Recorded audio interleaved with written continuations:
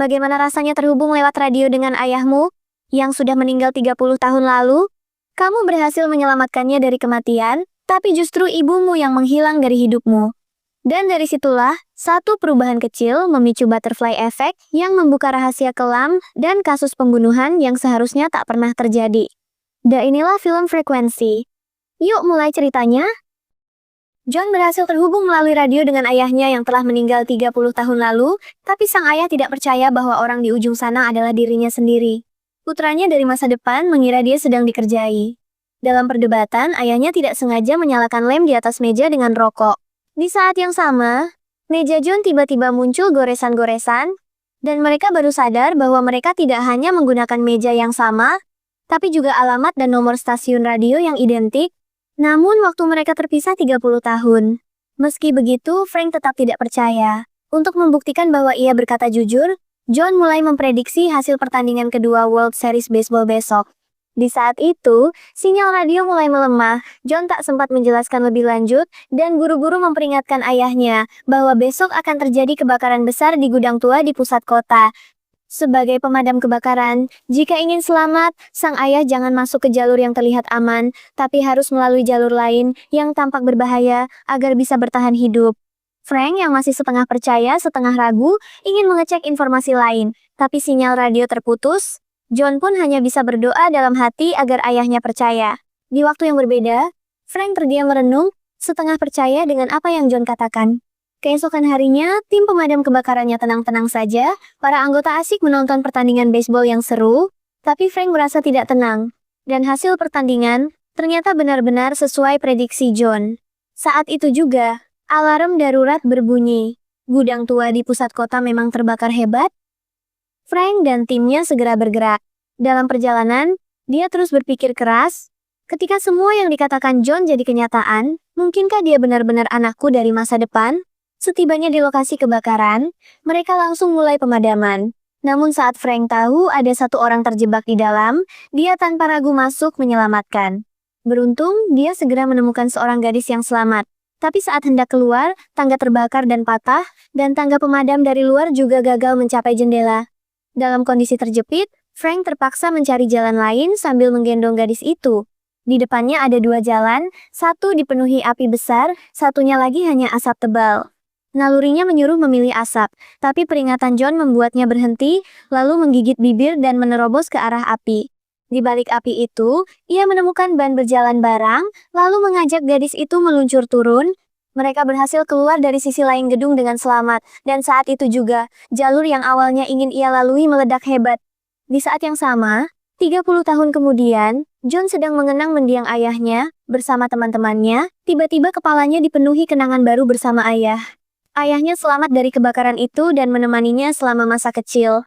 Mereka merayakan bersama, dan John tumbuh menjadi seorang polisi. Tapi ketika menelusuri ingatannya, ia sadar semua kenangan itu tetap tidak lebih dari 30 tahun. Temannya mengatakan bahwa ayahnya meninggal karena kanker paru-paru 10 tahun lalu akibat merokok. John pulang dengan antusias dan memeriksa kembali arsip, menemukan bahwa koran yang dulunya memberitakan kematian ayahnya telah berubah menjadi berita heroik sang ayah yang menyelamatkan gadis kecil. Foto keluarga yang sebelumnya hanya John dan ibunya, kini menjadi foto keluarga lengkap bertiga. Ternyata, John memang berhasil menyelamatkan ayahnya dan mengubah sejarah. Di saat itu juga, ukiran muncul perlahan di meja. "Letnan kecil, aku masih di sini." Itu adalah pesan dari ayahnya 30 tahun lalu. John langsung menyalakan radio, dan benar saja, ayahnya sedang menunggu. Frank akhirnya percaya bahwa John adalah anaknya dari masa depan, dan mereka sangat terkejut dengan keajaiban ini. Frank kemudian mengetahui dari John bahwa dalam alur waktu semula, ia sebagai petugas pemadam kebakaran akan tewas dalam tugas, meninggalkan John yang baru berusia 6 tahun, dan ibunya hidup berdua. John yang sangat sedih tumbuh tidak mengikuti harapan ayahnya, memilih jadi polisi, bukan pemadam kebakaran. Karena kehilangan sosok ayah, ia kesulitan dalam membina hubungan, hingga pacarnya baru-baru ini meninggalkannya. Dalam kesedihan, ia berjalan sendirian ke lapangan bola dan minum. Dalam perjalanan pulang, ia melihat langit tampak sama persis seperti 30 tahun lalu, aurora menyala luas. Hari itu pula, saat mengobrak-abrik rumah, ia menemukan perangkat radio milik ayahnya. Karena terlalu rindu, ia juga mencari foto-foto lama dan koran yang memberitakan kecelakaan ayahnya. Tanpa diduga, radionya menyala dan berhasil terhubung dengan seseorang. Awalnya John tidak tahu siapa orang itu. Setelah berbincang beberapa saat, dan menyadari mereka tinggal di wilayah yang sama, di Queens, New York, dan sama-sama fans berat tim Mets, John mulai curiga. Bagi John, pertandingan yang dibicarakan sudah terjadi 30 tahun lalu, tapi bagi lawan bicaranya, itu pertandingan besok. Ketika orang itu memanggilnya letnan kecil, John terdiam. Itu adalah panggilan khas ayahnya dulu. John penasaran dan bertanya nama orang itu. Saat mendengar jawabannya, ia kaget karena sama dengan nama ayahnya. Setelah bertanya tahun berapa dia hidup, barulah ia sadar bahwa lawan bicaranya adalah ayahnya sendiri 30 tahun lalu.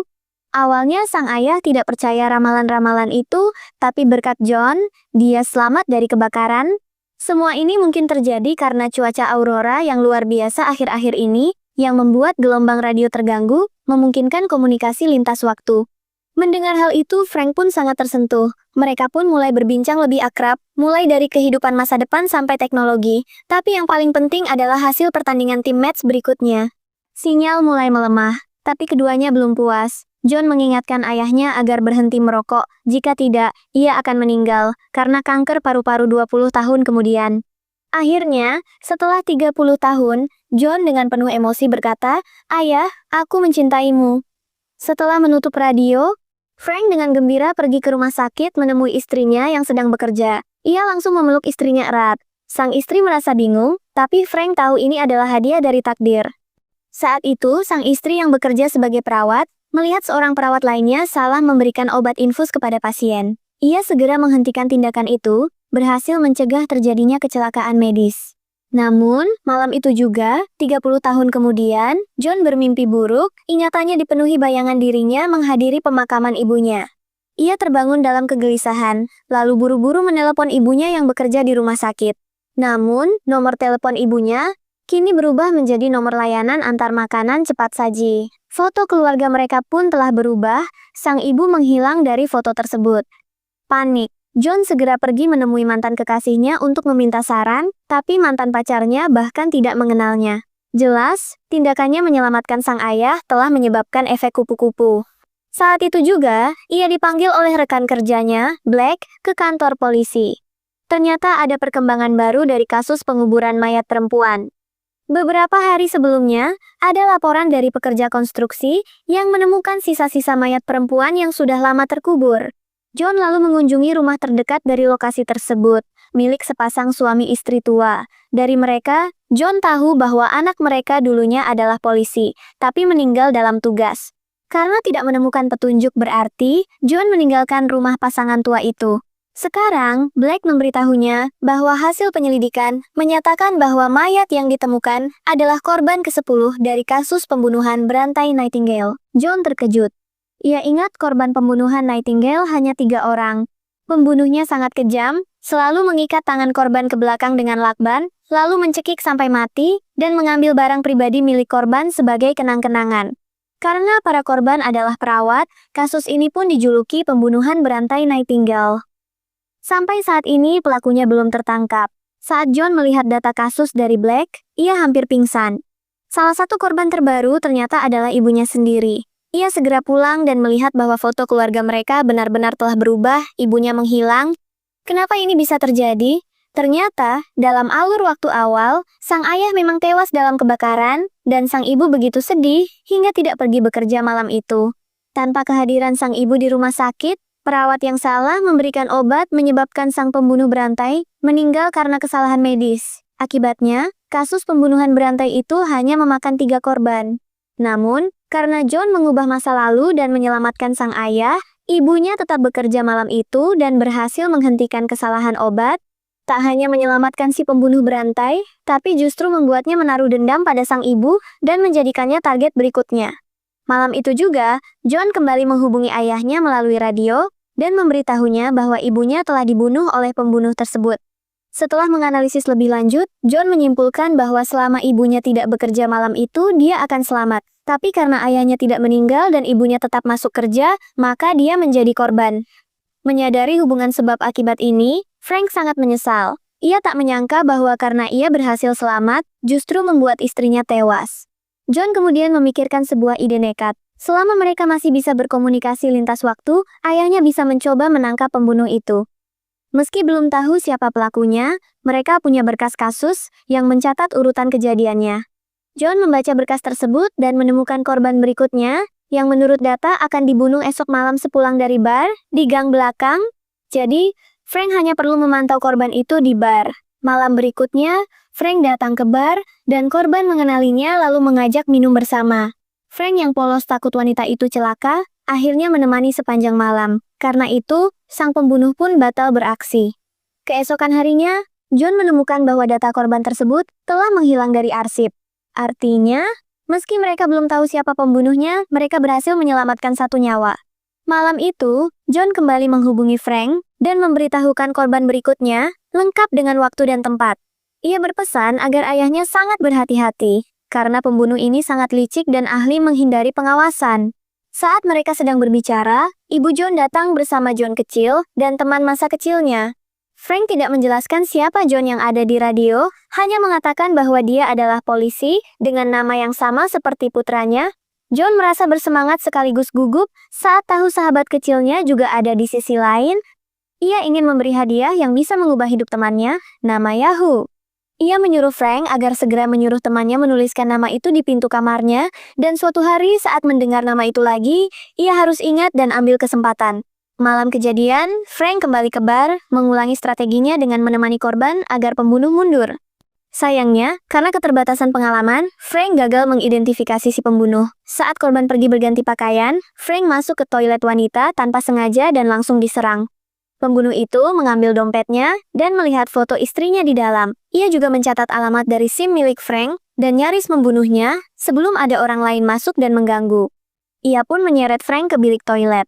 Setelah sadar, Frank buru-buru pergi ke rumah korban. Sayangnya, ia terlambat. Wanita itu telah dibunuh dengan kejam. Frank lalu kembali ke rumah dan melaporkan kegagalan itu kepada John melalui radio.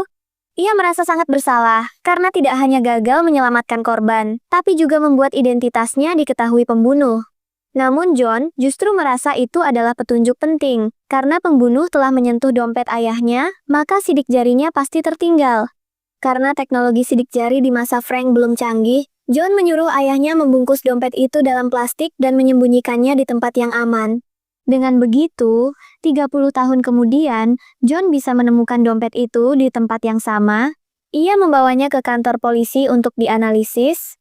Hasilnya membuatnya terkejut. Si pembunuh Nightingale adalah seorang polisi. Kini ia paham kenapa si pembunuh sangat ahli dalam menghindari penyelidikan dan hebat dalam bertarung. Lebih mengejutkan lagi, si pembunuh ternyata adalah anak dari pasangan suami istri tua yang pernah ia kunjungi. John kembali mendatangi mereka. Karena sejarah telah berubah, kondisi rumah mereka pun berubah. Ibu dari polisi tersebut yang dulu perawat, telah dibunuh sejak 30 tahun lalu. Kini di rumah itu hanya ada ayahnya yang sudah tua, dan anaknya yang bekerja sebagai detektif swasta. Berdasarkan petunjuk yang diberikan oleh ayah si pembunuh, John mendatangi sebuah bar, dan menemukan sang pembunuh yang kini sudah tua. Ia melemparkan foto korban ke meja di hadapan pembunuh itu. "Aku tahu semua pembunuhan itu adalah ulahmu, termasuk ibumu sendiri," katanya. Ternyata, saat dulu ia sering melakukan pembunuhan, pembunuh itu mulai khawatir akan dicurigai polisi. Untuk menyingkirkan kecurigaan, ia bahkan tega membunuh ibunya yang seorang perawat, agar bisa berpura-pura menjadi pihak korban. Dengan begitu, ia lolos dari penyelidikan. John lalu berkata, 30 tahun lalu, kau akan hancur. Tapi ia tak menyangka bahwa ucapannya itu terlalu cepat. Saat John pulang, ia langsung memberitahu ayahnya melalui radio siapa sebenarnya pembunuhnya, lalu memintanya segera menelepon polisi secara anonim. Namun belum sempat Frank bergerak, Black, rekan sekaligus polisi senior, datang ke rumah, mencurigai Frank terlibat dalam kasus pembunuhan Nightingale. Ini karena pembunuh tadi malam meninggalkan SIM Frank di tempat kejadian. Frank tahu itu jebakan, tapi ia tak punya bukti, dan tak bisa membela diri. Frank akan ditangkap sebagai tersangka. Untungnya, karena hubungan pertemanan mereka yang erat, Black memberinya beberapa menit untuk berpamitan kepada keluarga. Frank pun buru-buru kembali ke dalam rumah, ingin bertanya pada John bagaimana cara membuktikan bahwa sang polisi itu adalah pembunuhnya. Namun Black yang curiga Frank hendak menghubungi kaki tangan, berusaha menghentikannya. Dalam tarik-menarik itu, radio mereka terjatuh dan rusak total. Komunikasi lintas waktu mereka pun terputus. Di saat yang sama, John mendapati koran tentang aksi heroik ayahnya, berubah menjadi berita tentang seorang tersangka pembunuhan berantai. Tak lama, Frank dibawa ke kantor polisi. Tanpa ada yang bisa menolong, ia hanya bisa menceritakan segalanya tentang komunikasi lintas waktu dengan anaknya, dan bahwa salah satu polisi adalah pembunuh sebenarnya. Tapi Black sama sekali tidak percaya pada teori lintas waktu. Ia yakin semua itu hanyalah upaya Frank untuk menghindari hukuman. Dalam keputusasaannya, Frank berusaha meyakinkan Black dengan meramalkan hasil pertandingan World Series. Katanya, tim Mets akan menjadi juara. Tapi Black malah merasa Frank mempermainkannya. "Aku anggap kau teman, tapi kau anggap aku badut," kata Black. "Kau tahu tidak, kau terlihat di rumah korban tadi malam, dan sidik jarimu ada di mana-mana. Kalau kau tidak jujur, bahkan Yesus tidak bisa menyelamatkanmu." Tak lama kemudian, istri Frank datang ke kantor polisi, ingin tahu apa sebenarnya yang terjadi. Mereka janjian bertemu di sebuah kafe. Saat Black bingung harus berkata apa, siaran pertandingan baseball di TV menarik perhatiannya. Hasilnya persis seperti yang Frank ramalkan. Black yang awalnya tak percaya, mulai mempertimbangkan bahwa semua yang dikatakan Frank mungkin benar. Di waktu yang sama, sang pembunuh memanfaatkan statusnya sebagai polisi untuk menyusup ke ruang interogasi dan menemui Frank. Ia penasaran, bagaimana bisa Frank mengetahui identitas aslinya. Sambil berbicara, ia menodongkan pistol ke Frank. Tapi tiba-tiba, seorang polisi tua yang mendengar kegaduhan, membuka pintu dan masuk. Frank segera minta tolong. Namun si pembunuh dengan tenang menunjukkan lencana polisinya. Polisi tua itu bingung tapi akhirnya membawa pembunuh itu keluar untuk dimintai keterangan. Di luar, pembunuh itu berbohong, mengatakan bahwa ia sedang menyelidiki kasus perampokan dan ciri-ciri pelakunya mirip dengan Frank. Polisi tua pun percaya dan membiarkannya pergi. Mengetahui dirinya dalam bahaya, Frank sadar ia harus menyelamatkan diri. Ia memanfaatkan keahliannya sebagai pemadam kebakaran. Ia menarik kabel dari dinding dan membuka pelapisnya, lalu mengikat salah satu ujungnya ke jeruji besi dan ujung lainnya ke gagang pintu. Di lantai ia menuangkan 2 gelas air. Saat pembunuh itu kembali masuk ke ruang interogasi dan menginjak air di lantai, Frank yang sedang menghisap rokok dengan tenang, melemparkan kabel ke kaki pembunuh itu. Seketika, arus listrik menyengat tubuh si pembunuh hingga tersungkur ke lantai. Frank segera mengambil dompetnya, mencatat alamat yang tertera di SIM si pembunuh, dan menemukan pemantik api miliknya. Ia menggunakan semprotan serangga untuk memicu alarm asap. Dalam hitungan detik, kantor polisi menjadi kacau. Frank menyamar menggunakan map arsip untuk menutupi wajahnya, lalu melarikan diri. Ia menyusup ke rumah pembunuh untuk mencari bukti. Ia tahu bahwa pembunuh itu pasti menyimpan barang-barang milik korban. Tak lama, ia menemukan sebuah kotak kecil berisi perhiasan milik para korban di ruang penyimpanan. Itu adalah bukti yang ia butuhkan untuk membersihkan namanya. Namun sebelum sempat ia pergi, pembunuh itu pulang dan mereka bertemu langsung. Rupanya, si pembunuh sudah sadar dari pingsan lebih cepat karena diguyur air dingin, lalu menyadari Frank pasti akan datang ke rumahnya. Begitu melihat Frank, si pembunuh langsung menembak, tapi Frank berhasil menghindar dan kabur lewat jendela. Ia memanfaatkan keterampilannya sebagai pemadam kebakaran untuk memanjat dan menghindar dengan lincah. Si pembunuh mengejar hingga ke dermaga tua dan kehilangan jejak. Saat ia berjalan pelan mencari, tiba-tiba tangan muncul dari bawah papan kayu dan menariknya ke dalam air. Bagi Frank yang terbiasa di lingkungan air, ini adalah medan terbaik. Ia menghajar si pembunuh bertubi-tubi hingga tak sadarkan diri. Frank yang lelah akhirnya berhasil naik ke tepi dermaga. Di sisi lain, Black yang masih menyelidiki kasus ini, mengikuti petunjuk yang diberikan Frank. Saat melihat bukti nyata di rumah si pembunuh, ia akhirnya sadar bahwa Frank tidak bersalah. Tak lama ia menemukan Frank di tepi dermaga, lalu memanggil kapal untuk mencari jasad pembunuh, tapi mereka tidak menemukan apapun. Frank segera pulang dan mulai memperbaiki radio. Karena menurut berita, aktivitas matahari akan kembali normal besok, ini mungkin jadi kesempatan terakhirnya untuk berkomunikasi dengan John. Istrinya yang mengerti pentingnya hal ini, memberikan rokok dan kopi untuk menenangkan dirinya. Tapi Frank yang teringat nasihat John, membuang rokok ke tempat sampah. Tak lama kemudian, radionya berhasil diperbaiki, dan ia berhasil kembali terhubung dengan John. Ia dengan gembira memberitahu bahwa pembunuhnya telah mati. Namun John merasa ada yang aneh. Foto keluarga mereka masih belum berubah. Sang ibu belum kembali. Saat mereka masih mencoba mencari tahu, tiba-tiba pembunuh yang sudah tua muncul dan memukul John. Ia ternyata belum mati, dan telah melompat ke masa 30 tahun kemudian. Pertarungan sengit pun terjadi antara John dan si pembunuh tua. Dari suara pertarungan yang terdengar melalui radio, Frank menyadari bahwa putranya sedang dalam bahaya. Namun sebelum sempat melakukan sesuatu, Frank yang hidup 30 tahun sebelumnya justru diserang oleh pembunuh muda. Frank dipukul hingga pingsan dan diborgol ke pagar. Ternyata si pembunuh tidak mati tenggelam di dermaga, melainkan berhasil lolos. Ia pun mendatangi rumah Frank dan berniat membunuh istrinya yang sedang tertidur. Di saat genting itu, sang istri terbangun dan menjerit, membangunkan John kecil. John kecil segera menggunakan kakinya untuk menjangkau alat bantu dan membuka borgol. Setelah bebas, Frank mengambil senapan dan siap menembak pembunuh. Tapi si pembunuh dengan cepat meraih John kecil dan menjadikannya sandera. Tak ingin anaknya celaka, Frank pun meletakkan senjatanya. Di saat situasi memanas, sang istri dengan berani menerjang si pembunuh, memberi kesempatan bagi John kecil untuk kabur. Frank segera mengambil kembali senjatanya. Saat si pembunuh hendak mengejar John kecil, Frank menembak tangan si pembunuh hingga terluka parah. Ia ingin menembak lagi, tapi si pembunuh berhasil kabur. Sementara itu di masa kini, John dewasa sedang ditodong pistol oleh si pembunuh tua. Saat pembunuh hendak menarik pelatuk, tiba-tiba tangan kanannya mulai menghilang, seolah lenyap dari eksistensi. Tata letak ruangan pun mulai berubah, artinya, sejarah telah berhasil diubah. Tapi entah kenapa, si pembunuh tidak langsung menghilang. Tiba-tiba, sebuah moncong senjata muncul dari balik pintu dan meletus, tepat mengenai si pembunuh, membuatnya tewas seketika. Penembaknya adalah Frank yang sudah tua.